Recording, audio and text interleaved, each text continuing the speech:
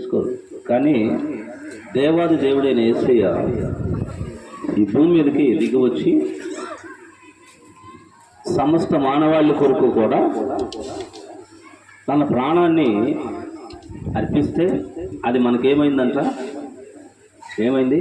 మంచిది. చప్పట్లు కొట్టాలి అలాంటప్పుడు. ఆది కాలంలో కూడా సృష్టి క్రమాన్ని చేసినప్పుడైనా చివరిలో అంతా చూసిన తర్వాత అది మంచిదైనట్టు దేవుడు చూచెను అన్నది. హల్లెలూయా. అంటే దేవుని ఉద్దేశం మానవ ఎడల ఎప్పుడు మంచిదే ఇవ్వాలనుకుంటాడు ఆయన. చెడు ఎప్పుడు కూడా మనకి ఇవ్వడు ఆయన. మంచి ఈవులను, మంచి వరాలను, దేహానికి ఆరోగ్యము, శరీర పుష్టి, సమస్త విధములైన ఆశీర్వాదములు, ఇవన్నీ కూడా మంచివే. ఇవన్నీ దేవుడు మనకి మనం మంచిగా బ్రతకాలని ఇచ్చాడు ప్రియమైన వాళ్ళరా. హల్లెలూయా. ఇవన్నీ ఒక ఎత్తు అయితే, తన ప్రజలు రక్త మాంసములు కలిగి ఉండి ఆ రక్త మాంసముల ద్వారా అనేక విధమైన అపవిత్రతతో నింపబడినప్పుడు దేవుడు చిన్న మహిమను కోల్పోయి వారి శరీరములు పాప శరీరములుగా మార్చబడినప్పుడు దేవుడు తానే పాప శరీరాకారముతో ఈ లోకములకు వచ్చి సమస్త మానవుని యొక్క పాపముల కొరకు ఆయన బలైపోయిన రోజు ఈ గుడ్ ఫ్రైడే. చప్పలు కొడతామా గట్టిగా? హల్లెలూయా. మనము ధ్యానం చేసుకుంటున్నప్పుడు ఏమి చేయాలంటే, ప్రతిరోజు కూడా ఆయన శిలువ త్యాగాన్ని ప్రతిరోజు ధ్యానం చేసుకుంటే నువ్వు ఆత్మ సంబంధం ఎప్పుడు కూడా పడిపో. లోకంలో జరుగుతున్న పొరపాటు ఏంటంటే, గుడ్ ఫ్రైడే రోజు 7 మాటలు గుర్తుకొస్తాయి చాలామంది. గుడ్ ఫ్రైడే రోజు అయ్యా నా కోసం ఎంత బాధలు పడ్డావా, అది చేసావయ్యా, ఇది చేసావా అని ఇక ఆ రోజు ఎడుపుతారు. అలాగే దానికి ఏదో పేరు పెట్టుకుని శ్రమ దినాలని పెట్టుకుని ఏం చేస్తుంటారు, ఈ 40 రోజులు ఇక ఎడుపుతూ కూర్చుంటారు. విన్నారా? 40 రోజులు మరి కొంత ఏంటంటే నీరు తినరంట, కాళ్ళకి ఏముండవు, చెప్పులు ఉండవంట, కింద పడుకుంటారంట, చాలా ప్రతిష్ట కలిగి ఉంటారంట. 40 రోజుల కోసం వేస్తే రాలేదు ఈ భూమి మీదకి. ప్రజలా, నీ జీవిత కాలం అంతా కూడా దేవునికి నమ్మకంగా బ్రతకాలని ఆయన ఈ భూమి మీదకి దిగి వచ్చాడు. ప్రజలా, హల్లెలూయా. కనుక నా ప్రియమైన దేవుని బిడ్డ, కానీ ప్రభు మనకి అటువంటి నడిపింపు ఇవ్వనందుకు దేవునికి స్తోత్రం కలుగును గాక. మనకి అటువంటి నడిపింపులు అంటే తాత్కాలికమైన భక్తి కాదు మనకి. వింటున్నారా? బ్రతికినంత కాలం కూడా ఆయన కొరికే మనము జీవించాలి, ఆయన కొరికే మనము చనిపోవాలి. ప్రజలా, హల్లెలూయా. అందుకని ఒక చరణంలో ఒక మాటని పాడి మనం ముందుకెళ్దాం. అది మీకు తెలుసొచ్చు, తెలియకపోవచ్చు. బ్రతుకు మూలమునైనా చావు మూలమునైనా, బ్రతుకు మూలమునైనా చావు మూలమునైనా కనపరచును నా దేవుని, స్తుతించును నా దేవుని, కనపరచును నా దేవుని, స్తుతించును నా దేవుని, స్తుతించును నా దేవుని. విరిగిన మనసు, నలిగిన హృదయం నాకు కావాలయ్యా యేసయ్యా, నాకు కావాలయ్యా. విరిగిన మనసు, నలిగిన హృదయం నాకు కావాలయ్యా యేసయ్యా, నాకు కావాలయ్యా. ఆరాధన ఆరాధన ఆరాధన ఆరాధన ఆరాధన ఆరాధన ఆరాధన ఆరాధన. మహోన్నతమైన సియోనులోన సదాకాలము, మహోన్నతమైన సియోనులోన సదాకాలము నా యేసయ్యతో జీవించుటే, నా యేసయ్యతో జీవించుటే నాశ. ఆశ లోకమంతయు నష్టముగా ఎంచి సంపాదించుకొంటిని నా యేసయ్యను నేను. లోకమంతయు నష్టముగా ఎంచి సంపాదించుకొంటిని నా యేసయ్యను నేను. బ్రతుకు మూలమునైనా చావు మూలమునైనా, బ్రతుకు మూలమునైనా చావు మూలమునైనా కనపరతును నా దేవుని స్తుతింతును నా దేవుని, కనపరతును నా దేవుని స్తుతింతును నా దేవుని, స్తుతింతును నా దేవుని. హల్లెలూయా. సో మన జీవితాల్లో ఏది జరిగినా మన ద్వారా దేవునికి ఏమి రావాలంటే మహిమ రావాలి. ప్రియమైన దేవుని బిడ్డలారా, ప్రజలారా, చూడండి ఒక మాటను ధ్యానం చేసుకుందాం. యోబు గ్రంథము, అందరూ బైబిల్స్ చేయాలి. యోబు గ్రంథము 14వ అధ్యాయము 4వ వచనాన్ని చదువుకుందాం. యోబు గ్రంథము 14:4. పాప సహితునిలో నుండి పాపరహితుడు పుట్టగలిగిన ఎంత మేలు, అలాగున ఎవడును పుట్టనేరడు. Praise lord. ఇది యోబు గారు తన గ్రంథంలో లిఖించిన మాట. హల్లెలూయా. ఏమిటంటే పాప సహితునిలో నుండి పాపరహితుడు పుట్టాలంట. అంటే చెడులోంచి మంచి రావటం, చెడులోంచి మంచి రావటం. మనకు తెలుసు ఈ లోకంలో ఒక పురుగు తన రూపాన్ని కోల్పోయి మంచి రూపాన్ని సంపాదించుకుంటుంది. ఏంటది? నానా ఏమనుంటే సరి చేసేసుకోండి. ఈ అటు ఇటు తిరగటాలు, ఈ మాటలు, ఈ వాయిస్ని పడితే వాక్యం చెప్పలేము. మీరు అయిపోయిందంటే మీరు చెప్తా. ఎటున్నారు వినేవాళ్ళకి కాన్సన్ట్రేషన్ చెప్పేవాళ్ళు. ఏమన్నా ఒక పురుగు ఉంది కదా, తన రూపాన్ని కోల్పోయి మంచి రూపాన్ని సంపాదించుకుంటుంది. ఏంటది కదా? వంగల పురుగు ఎవరిని ఎక్కించుకుంటారా? ఇంట్లో ఏం చేస్తుంది అని అర్జెంటుగా చంపేటప్పుడు భయమే. ఎందుకంటే అది బాడీ ఏదో షేకింగ్ వచ్చేస్తుంది దాన్ని చూస్తుంటే. విన్నారా? దాన్ని ఏదో పొలతోనో మొత్తానికి ఏదేసి అటు పడిచేదాకా నీకు ఎలా ఉంటుందంటే చాలా చిరాకు, ఇరిటేషన్ వచ్చేస్తూ ఉంటుంది కదా. కానీ అది నీ స్వభావమే. నీకు ఆ పురుగు ఎలా ఉందో దేవుని దృష్టికి యేసయ్య ఈ భూమి మీద రాకముందు మనము దేవుడు మనం చూసినప్పుడు ఆ పురుగు వంటి స్వభావం కలిగిన వారిగా ఉన్నాం. అవునా కదా? పైగా మనకు మనం ఏం చెప్పుకుంటామంటే నేను ఎవరి జోలికి వెళ్ళలేదు, ఎవరికి అన్యాయం చేయలేదు, నా సొమ్ము నేను తింటున్నా అని చెప్పి తామే నీతిమంతులని చెప్పుకునేవారు కూడా కలరు. కానీ వాక్యం ఎదురుకు వచ్చే బయటికి ఒప్పుకోదు వాక్యం. Right lord. నీతిమంతులు లేడు, ఒక్కడునూ లేడని వాక్యము చెప్తుంది. అందరూ పాపము చేసి దేవుడు అనుగ్రహించు మహిమను ఏం చేయలేకపోతున్నారంట, పొందలేకపోతున్నారు. ఆ పురుగును చూసిన మనం ఎంత అసహించుకుంటున్నామో, దేవుడు కూడా మానవుడు చేసినప్పుడు మొదట ఎంతో ముచ్చట పడ్డాడంట. ప్రియమైన వాళ్ళారా, ఆదామును చేసినప్పుడు ప్రతిరోజు కూడా ఏదైనా తోటలో దిగి వచ్చి ఆదమా రోజు మాట్లాడుతుండేవాడు ఆయన. కానీ ఆదాము ఎప్పుడైతే దేవుని రూపాన్ని కోల్పోయాడో, ఏ తోట అయితే ఆదాము కోసం వేశాడో ఆ తోటలోంచి వాడిని ఏం చేశాడు బయటికి, అంటే రూపం కోల్పోయాడు. సీతాకోచిలక పురుగు అవ్వదు, పురుగు సీతాకోచిలక అవుద్ది. కానీ అక్కడ ఏం జరిగిందంటే సీతాకోకచిలక లాంటి జీవితము దేవుని మాట వినకపోవటాన్ని బట్టి గొంగళ పురుగులాగా మార్చబడ్డాడు ఆదాము. ప్రియమైన వాళ్ళారా, ఎందుకంటే అప్పటి వరకు వస్త్రాలు లేవన్న సంగతి అతనికి తెలీదు. అంటే ఉన్నాయి వస్త్రాలు, అవి ఎవరిచ్చినవంటే దేవుడిచ్చినటువంటి మహిమ కలిగిన వస్త్రాలు. Praise Lord. అపవాది వచ్చి ఏం చేశాడంటే చిన్న మాట చెప్పి పట్టుకుపోయాడు.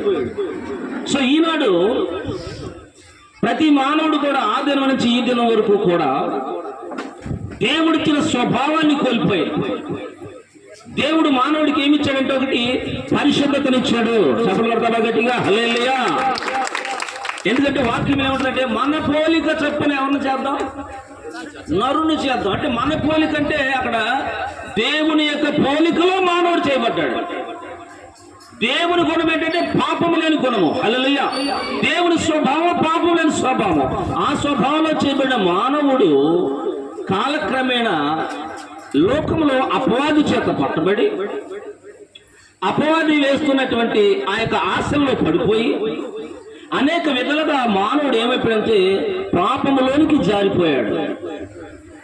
పాపము వలన వచ్చు జీతము మరణం. కానీ మన ప్రభువైన యేసుక్రీస్తునందు నిత్య జీవం అని దేవుని వాక్యము సెలవిస్తుంది. ఇలాగ మానవుడు పాపంలోకి వెళ్ళిపోయినప్పుడు ఇది ఎవరు తెలిసిందంటే యోబు గ్రంథంలో యోబుకు తెలిసినప్పుడు అంటున్నాడు, ఏమంటున్నాడు, పాప సహితులలోండి పాపరహితుడు పుట్టిన పాప సహితం అంటే పాపములోంచి పరిశుద్ధత రావాలి, చెడులోంచి మంచి రావాలన్నట్టుగా. కానీ ఇది సాధ్యమా? ఏ మానవుడైనా పరిశుద్ధతను ఇష్టపడుతున్నాడా? ఇష్టపడట్లా. కానీ పరిశుద్ధత కలగాలంటే ఈ భూమి మీద ఒక అద్భుతమైనటువంటి బలియాగము కావాలి. ప్రైజ్ లార్డ్, హల్లెలూయా. పాత నిబంధనలు ఏం చేస్తారంటే పాపం పోగొట్టుకోవడానికి ఒక గొర్రెనో ఏదైనా మేకనో లేకపోతే పావురాన్నో ఏదో పశువుని ఏం చేసేవారు, బలిచ్చేవారు. యాజకుడి దగ్గర తీసుకొచ్చినప్పుడు యాజకుడు ఏం చేసేవాడు, రెండు చేతులకి దాని మీద ప్రార్థన చేసేవాడు. ఎవరైతే తీసుకొచ్చారో ఆ వ్యక్తి తీసుకొచ్చాడా, పలానా ఆయన తీసుకొచ్చాడు, అయ్యా ఇదంతా చూడండి నామదేస్తే అంతా చూడండి, అట్లా పెట్టి ఏం చేసేవారు, ఈ మనుషులు చేసిన పాపాలన్నీ కూడా దేని మీద పెడుతున్నాను, ఈ గొర్రెలు పెడతాను.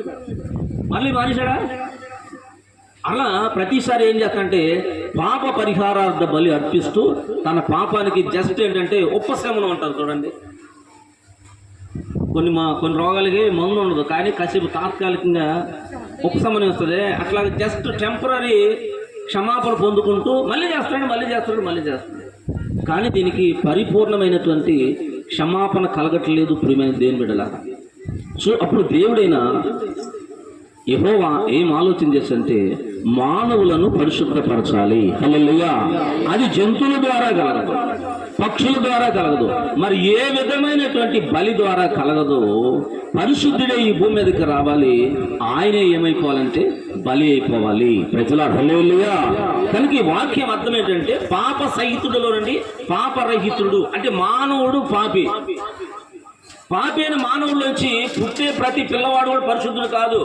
ఎందుకంటే తల్లిదండ్రుల యొక్క దోషాలు వారి మీద పడతాయని కూడా రాయబడింది దీనికి మా కారణంలో. తల్లిదండ్రుల యొక్క దోషాలు పుట్టే పిల్లల మీద కూడా పడతాయి ప్రియమైన వాళ్ళ. కనుక ఎవరు కూడా ఈ భూమి మీద పాపము లేని వారిగా పుట్టట్లా. కానీ 2000 సంవత్సరాల క్రితం కన్యక మేరీ గర్భాన యేసుప్రభు గారు పుట్టారు. సభలో గట్టిగా హల్లెలూయా. అంటే ఆవిడ కూడా కన్యక అయినప్పటికీ కూడా తల్లిదండ్రుల యొక్క దోషాల వలన ఆవిడ కూడా ఏంటి, పాపే కదా. సో ఆ పాప సహితురాలులో నుంచి పాపరహితుడైన యేసయ్య జన్మించాడు. ప్రైజ్ లార్డ్, హల్లెలూయా. అర్థమవుతుందన్నా? అంటే వివాహం కాకపోవచ్చు ఆవిడికి, కానీ తల్లిదండ్రుల యొక్క క్రియల ద్వారా ఆవిడ కూడా ఏంటండి పాపుల లిస్టులో ఉంటుంది. ఆ పాపుల లిస్టుల నుంచే యేసుప్రభు వారు పరిశుద్ధుడిగా జన్మించాడు ప్రియమైన వారలారా. హల్లెలూయా. సో యోబు రాసిన ఈ ప్రవచనము యేసుక్రీస్తు వారి యొక్క జన్మలో నెరవేర్చబడింది. అయితే ఇప్పుడు మనలోంచి పాపరహితుడు రావాలి. ఎవరిలోంచి? మనలోంచి. క్రీస్తుని ఎరగక ముందు మన జీవితం ఏంటంటే పాప సంబంధమైన జీవితం ప్రియమైన వాళ్ళ. రండి కొరింథీ పత్రికలో, మొదటి కొరింథీ పత్రిక ముందు ఎఫెసీ 2వ అధ్యాయం, ఎఫెసీ రాసిన పత్రిక 2వ అధ్యాయం 1వ వచనం కదా.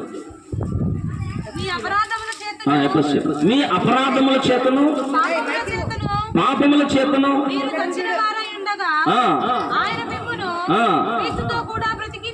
చాలు. హల్లెలూయా. మానవుడు ఎలా ఉన్నంట యేసుప్రభు ఈ లోకంలోకి వచ్చేపటికి అపరాధముల చేతను పాపముల చేత ఏమైపోయాడండి? చనిపోయినాడంట. అంటే బతుకుతున్నావు కానీ నీ స్థితి ఏంటి? నువ్వు ఇప్పుడు చనిపోతే ఎక్కడ పోతావు? నరకానికి పోతావు. అంటే ఏంటి? చనిపోయిన స్థితే. అలాగే మానవుడు పాపముల చేతను అపరాధముల చేతను చచ్చిన వారై ఉండగా ఆయన అనగా దేవుడు ఏం చేశాడంట? క్రీస్తుతో కూడా మనల్ని ఏం చేశాడండి? బ్రతికించాడు. హల్లెలూయా. అంటే యేసు ప్రభువు ఈ లోకంలోకి వచ్చేప్పటికి ప్రతి మానవుడు ఎలా ఉన్నాడండి? పాపంలోనే ఉన్నాడు. పాపంలో ఉన్నటువంటి మానవుడంట యేసు ప్రభుతో కూడా తండ్రిని దేవుడు ఏం చేశాడంటే బ్రతికించాడు అని లేఖనాలు సెలవిస్తూ ఉన్నాయి. హల్లెలూయా. అందుకని చూడండి, 1 కొరింథీయులకు రాసిన పత్రిక 6వ అధ్యాయం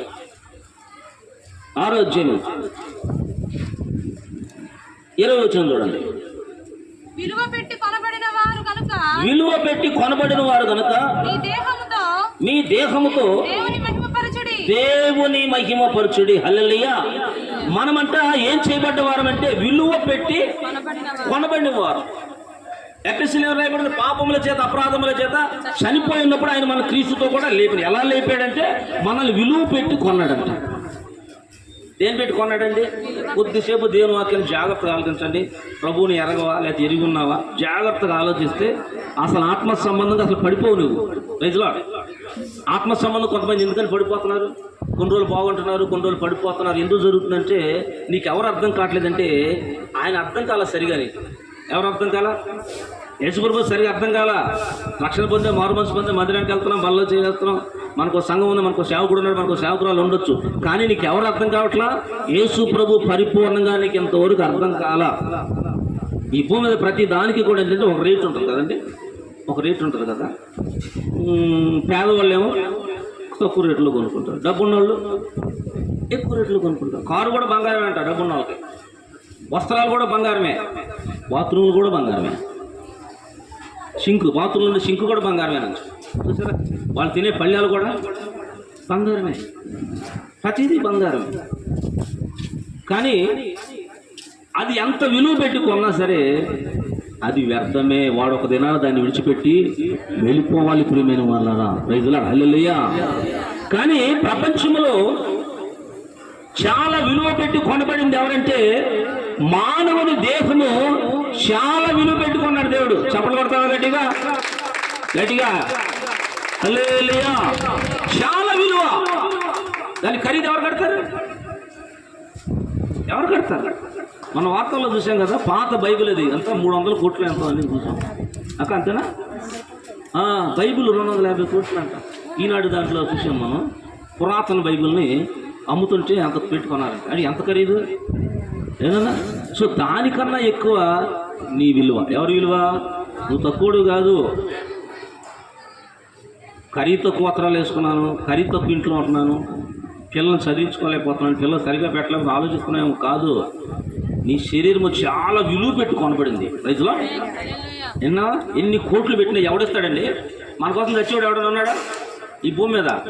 ఎవరైనా సరే ఓటేమో నీకు వెళ్తానని ఎవడ ఉంటారు కానీ, లేదా మీ చర్చలు ఏం లేదు, రేకులు వేసుకోవాలా ఇస్తానంటాడు, ఓట్లు వేసుకుంటే. అవునా? కానీ మన కొడుకు ఎవరైనా చనిపోతారా? ఎవరు చనిపోరు. రైతులా ఎవరు తీస్తారు మన పాపాలు? లోకం ఏదో సామెతలు చూడండి. ఒక ఆయన రోడ్లో నిలబడి దొంగతనాలు అన్నీ చేస్తున్నాడు. అన్నీ చేస్తూ ఉంటే ఒక ఆయన అడ్డుపడి, సరే నా దగ్గర నేను నీకు ఇస్తాను కానీ ముందు ఇంటికి వెళ్ళరా. ఏంటి నువ్వు తప్పు చేస్తున్నావు కదా, మరి నీ భార్య బిడ్డలు కూడా దాంట్లో ఆ తప్పులో ఆ పాపంలో భాగం వహిస్తారేమో, వీళ్ళు ఇంటికి వెళ్ళి కొనుక్కురా అన్నారు. సరే మీరు ఇక్కడ ఉన్నాను, మీరు వెళ్ళిపోతారా, నేను ఎక్కడికి వెళ్ళి ఇక్కడే ఉంటాను వెళ్ళంటే ఇంటికి వెళ్ళాడంటే భార్య బిడ్డల దగ్గర. అమ్మ మరి రోజు నిలవాలి, తప్పులు చేసి సంపాదించి తీసుకొచ్చి మీకు పెడుతున్నాను కదా, మరి నా పాపాల్లో మీరు పాలిభాగస్తులుగా ఉంటారా అనేది నాకెందుకు, పెళ్లి చేసుకున్నావు కాబట్టి నేను పోషించాలి. పిల్లలు ఏమన్నారు, మాకెందుకు కన్నావు కాబట్టి మమ్మల్ని పోషించాలి, నీ పాపాల గురించి మాకెందుకు అన్నట్టు. అప్పుడు అతనికి ఏమైంది? జ్ఞానోదయం అయ్యి దేవుణ్ణి అంటే వెతకడం ప్రారంభించాడంట. అది వేరే స్టోరీ, మనం లోపలిగా లోతులుగా వెతుకుంటాం. ఏనన్నా అంటే ఏ మానవుడు కూడా మన పాపాన్ని తీసివేయలేడు. ఏనన్నా కానీ మనల్ని దేవుడు అంట విలువ పెట్టి కొన్నాడంట. ప్రైజ్లా హల్లెలూయా. విలువ ఏంటా విలువ అంటే సృష్టికర్త అయినటువంటి దేవుడని యెహోవా మానవునిగా ఈ భూమి మీద యేసు క్రీస్తు వారిగా జన్మించి తన శరీరాన్ని, తన ప్రాణాన్ని, తన రక్తాన్ని, తన యవ్వన కాలాన్ని నీ కొరకు, నా కొరకు, సమస్త మానవాళి కొరకు ఏం చేశాడంటే బలిగా అర్పించాడు. సభలు గట్టిగా కొడతావా? అర్థమైందా? ఇప్పుడు మన విలువేంటి? మనం అంటే విలువ పెట్టి కొనబడ్డవారు. నీకు తెలుసా నీ విలువ? మరి రాత్రికి వెళ్ళవాలి కూడా ఏమంటారంటే వెళ్తానండి, ఆ పెద్ద కూడా ఉంది కాడికి వెళ్తానండి అంటారు. ఎక్కడ పెద్ద గుడి? ఆ వంశం లేదు ఉంటుంది కదా, మీ మందిరానికి రాకపోయినా ఆ వెళ్ళేటప్పుడు వచ్చేటప్పుడు నమస్కారం చేస్తానండి అంటారు. నమస్కారం చేస్తే సరిపోద్దా? అందుకు వచ్చాడు ఈ లోకంలోకైనా? కాదు ప్రియమైన వాళ్ళారా. హల్లెలూయా. నీ దేవుడిగా యేసయ్యను మొదట నువ్వేం చేయాలంటే విశ్వసించాలి. హల్లెలూయా. విశ్వసించడం కాదు, ఆయనే దేవుడు. ఎందుకంటే దేవునికి ఉండవలసిన మొదటి లక్షణం ఏంటంటే పాపము లేని జీవితం. హల్లెలూయా. అలాగే సర్వ సృష్టికి దేవుడై ఉండాలి, ఆది సంభూతుడై ఉండాలి, తన ప్రజలను పట్టించుకునేవాడై ఉండాలి. అలా మనల్ని భూమి మీద ఆయన ఏం చేశాడంటే పట్టించుకుని ఏం చేస్తాడంటే పరిశుద్ధులుగా మారుస్తున్నాడు ప్రియమైన వాళ్ళ. హల్లెలూయా. కనుక నా ప్రియమైన దేవుని బిడ్డలారా, రక్షించబడిన వాళ్ళరా, నూతనంగా బాప్త్యం తీసుకున్న వాళ్ళరా, ఎప్పుడో బాప్త్యం తీసుకున్న వాళ్ళరా, ఇప్పటి వరకు మనం చేసిన భక్తి అంతా కూడా ఏంటంటే స్వనీతితో మనకి ఇష్టం వచ్చినట్టు చేసి ఉండొచ్చు మేబీ. కానీ ప్రభు ఈ ధర్మంతో ఏం మాట్లాడుతున్నాడంటే నీకు ఇష్టం వచ్చినట్టు భక్తి నువ్వు చేయవద్దు, నా వాక్యాన్ని అనుసరించి నడవాలి. Praise lord. హల్లెలూయా. ఆయన మనల్ని ఏం చేశాడంటే విలువ పెట్టి కొన్నాడంట. దేన్ని పెట్టండి? విలువ పెట్టి. విలువ పెట్టి కొన్న నీవు కూడా ఏదో వస్తువు కొంటావు కదా, విలువ పెట్టి కొన్న వస్తువు ఇంట్లో పెడతావు, పక్కింట్లో పెడతావు. ఎక్కడ పెడతావు? నీ ఇంట్లోనే. ఎవరైనా వస్తువు చూపిస్తావు, ఏనే ఇవ్వాలి ఇట్లా కొన్నానండి నేను, అంతేగాని పట్టుకెళ్ళి కోరుకుంటావా? ఏనా? అలాగే దేవుడు కూడా ఏమంటున్నాడంటే విలువ పెట్టి మనల్ని కొన్నాడు కాబట్టి మనం ఎప్పుడు కూడా ఎవరి దగ్గర ఉండాలని కోరుకుంటున్నాడంటే ఆయన దగ్గరే ఉండాలని కోరుకుంటున్నాడు. హల్లెలూయా. ఎక్కడ ఉండాలండి మనం? ఎప్పుడు కూడా ఆయన దగ్గరే ఉండాలి.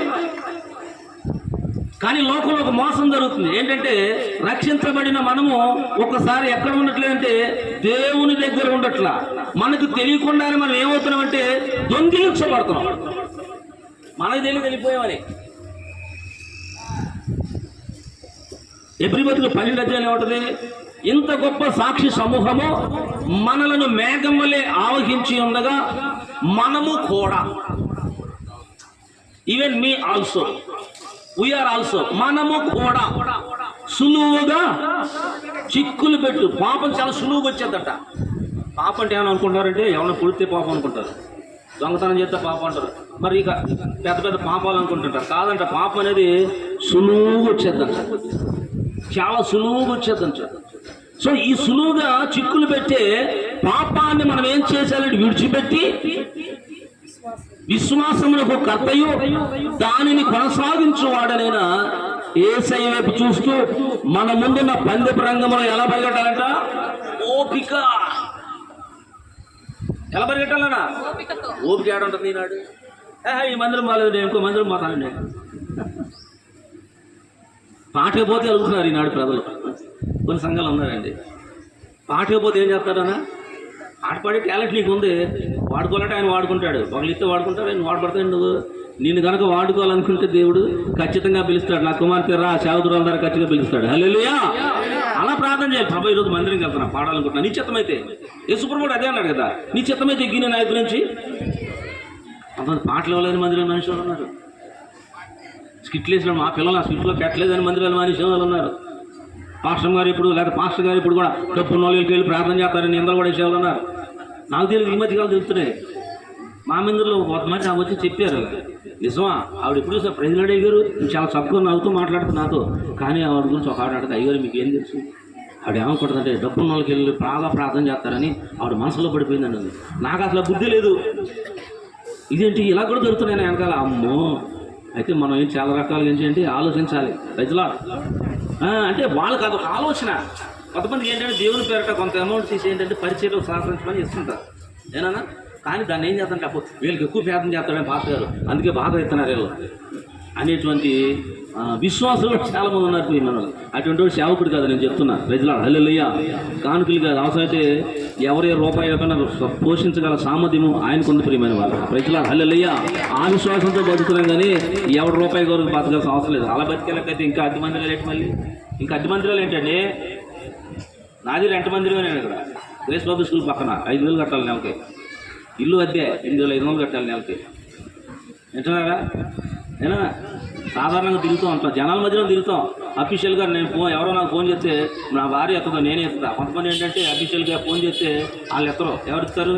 ఏదో బిజీ పర్సన్ లేదా, ఐదుగారు కొద్దిగా బిజీగా ఉన్నారు, కసి బాగా చేపిస్తాను. ఏ బిజీ లేదు, ఏం లేదు. వింటున్నారా? ఇట్లా ఎన్ని పనికిరావు దేవుని దగ్గర. సేవకుడు అయినా విశ్వాసం అయినా ఏదైనా సరే యథార్థం ఉండాలి మనలో. కొంతమంది అట్లా ఉన్నారండి, ఫోన్ చేస్తే ఏ బిజీ ఉండదు. అయ్యే ఫలం రోజు వాక్యం చెప్పాలి మందులు అంటే అది ఆలోచిస్తాను. చూడండి ఖాళీలు ఏమైనా ఉన్నాయా? ఇవన్నీ నెలంతా ఖాళీ ఏముండదు. సో ఇవన్నీ ఏంటంటే ఏసైలో లేవు. హల్లెలూయా. ఆయన ఏం చేశాడు? చక్కగా శరీరధారిగా ఉన్నప్పుడు శిష్యులందరూ కూర్చున్నప్పుడు ఏం చేశాడన్నా? పైన ఉన్నటువంటి పై వస్త్రాన్ని తీసివేసి ఎక్కడ కట్టాడు? నడానికి కట్టాడు. హల్లెలూయా. నడానికి కట్టి ఇప్పుడు సపోజ్ కూర్చున్నాడు కదా జాను, అక్కడికి వెళ్ళాడు. కాళ్ళ దగ్గర ఏం పెట్టాడు? పళ్ళెం పెట్టాడు. హల్లెలూయా. పళ్ళెంలో నీళ్లు పోసాడు. ఆ కాళ్ళు శుభ్రంగా తుడిచాడండి. సపలు కొడతా గట్టిగా. ఇది సర్వెంట్ ఆఫ్ గాడ్. దైవ సేవకుడు ఉన్న లక్షణాలు ఏంటంటే ఆ స్థాయిలో. ఎందుకంటే ఆయన దిగి వచ్చాడు. ఇక్కడ ప్రభువుని మహిమపరుస్తున్నాం, మనం ఏమన్నా విమర్శించట్లేదు. దేవుని యొక్క ఉద్దేశం ఏంటో చూడండి. మహిమను విడిచాడు ఆయన.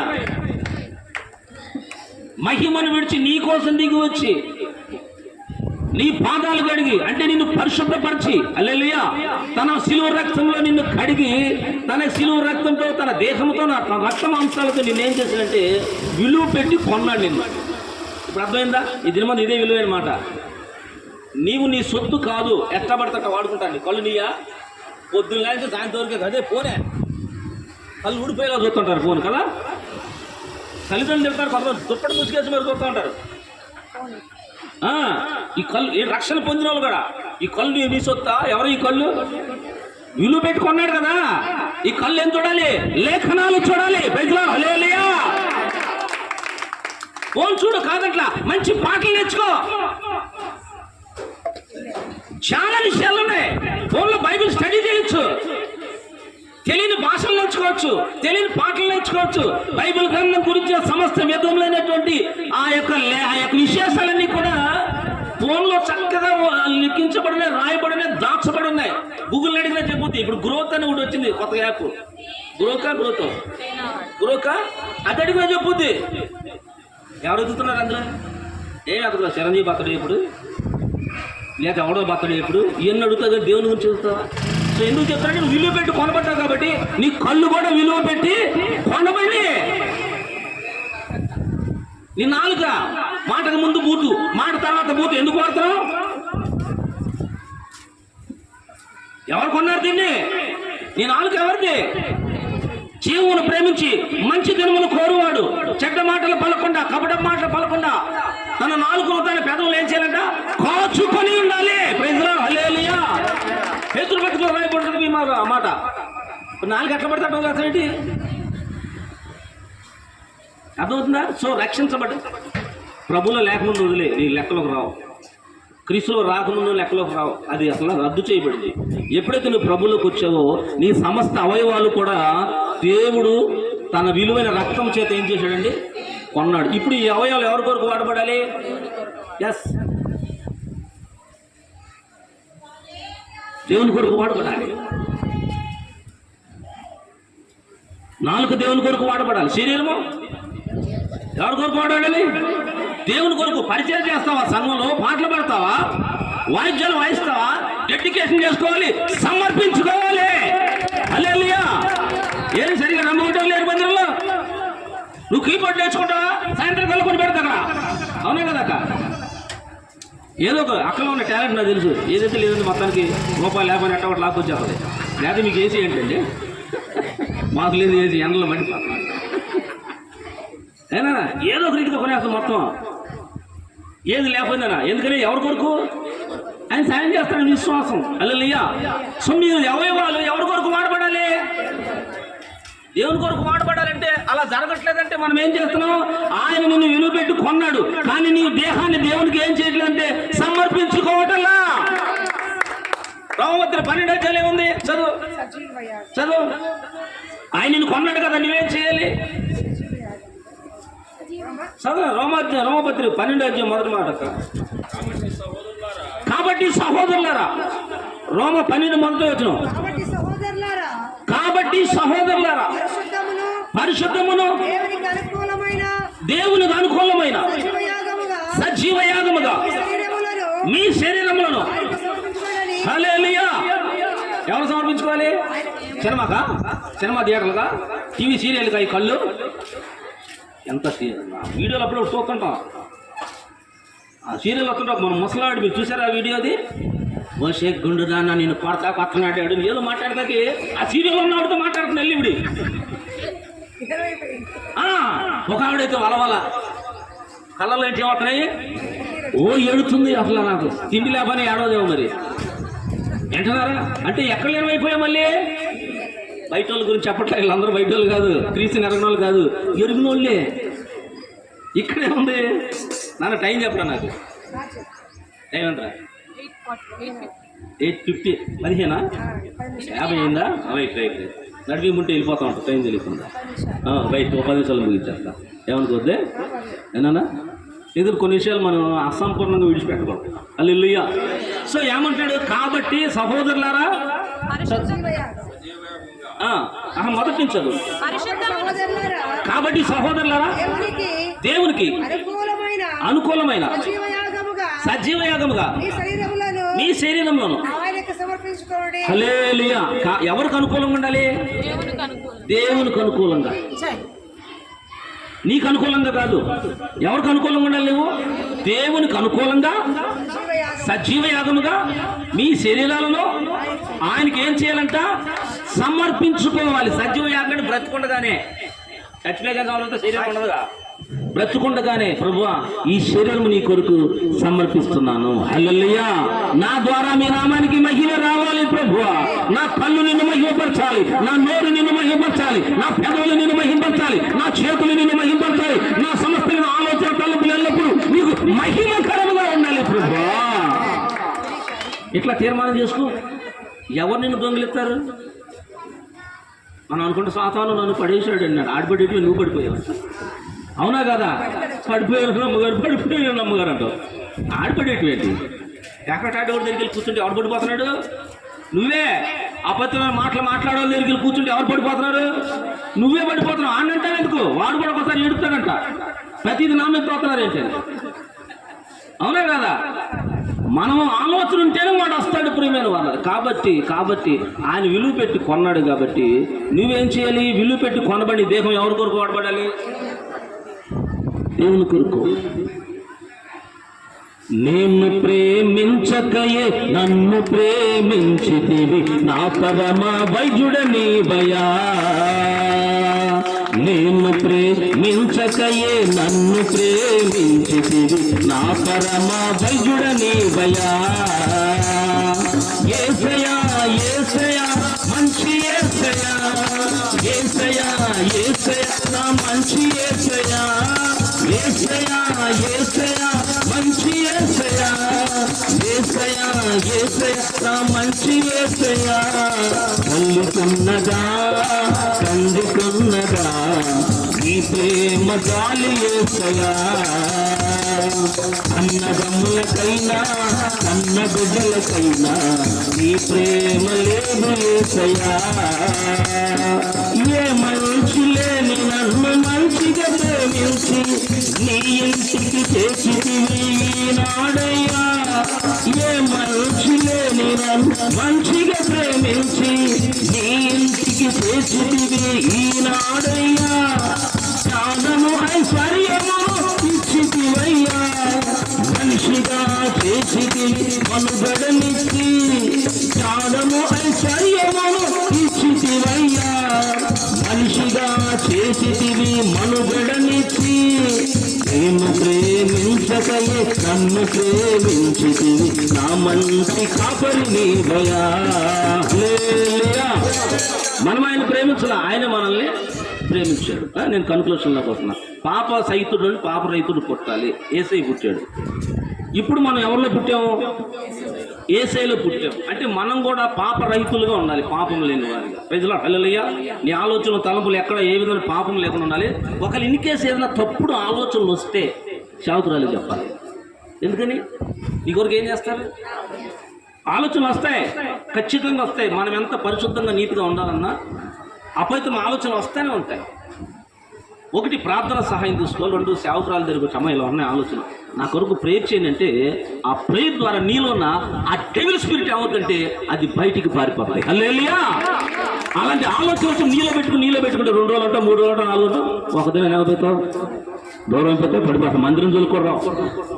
కొంతమంది మందిరాన్ని వాళ్ళు చాలా మంది ఉన్నారు కదా, ఇంటి పక్కన మందిరం ఉన్నారు. ఇంక రారు మేబీ. ఎందుకని? ఎవరి చేత పట్టబడి ఉండొచ్చు? అపవాది చేత, వాడి చేతిలో ఉంటారు. సో పాప సైతుల నుంచి పాప రహితుడైన యేసయ్య వచ్చాడు. హల్లెలూయా. ఆ పాప రహితుడైనటువంటి యేసయ్య నుంచి మనం బయటకు వచ్చాం. రైతులా వచ్చిన మనం ఏం చేయాలి? మన జీవితాలని దేవునికి సమర్పించి. చాలా విషయాలు ఉన్నాయి కానీ టైం రావు. దేవునికి నమ్మకంగా బ్రతకండి. ఈ రోజు నుంచి కూడా మనం ఈ శరీరాన్ని తలుపుల ఆలోచనలు ఎవరు కల్పిద్దాం? దేవుని కల్పిద్దాం. ఎందుకంటే మనం దేని పెట్టి కొనబడిన వారము? విలువ పెట్టి. అది అపొస్తలుల 20:28 ఏమంటుందంటే దేవుడు తన స్వరక్తం ఇచ్చి సంపాదించిన సంఘము. హల్లెలూయా. దేని పెట్టి కొనబడ్డావంటే దేవుని రక్తము చేత నువ్వు ఏం చేయబడ్డావంటే కొనబడ్డావు, విమోచించబడ్డావు. అదే గుడ్ ఫ్రైడే యొక్క మీనింగ్. హల్లెలూయా. దేవుడి మాటలు దేవుని గాక.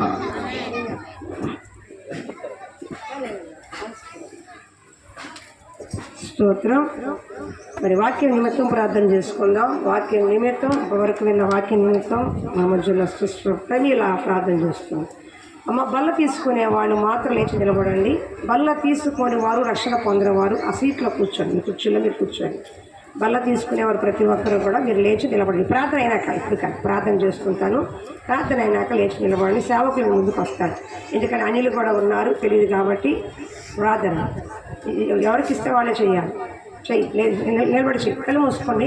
ఆఖరి ప్రార్థన చేసుకుందాం. తర్వాత బల్ల సిద్ధపడదాం. ఇంకా లాస్ట్లో కొంచెం ప్రేమ సెట్ చేసుకుని వెళ్దాం. కళ్ళు మూసుకోండి.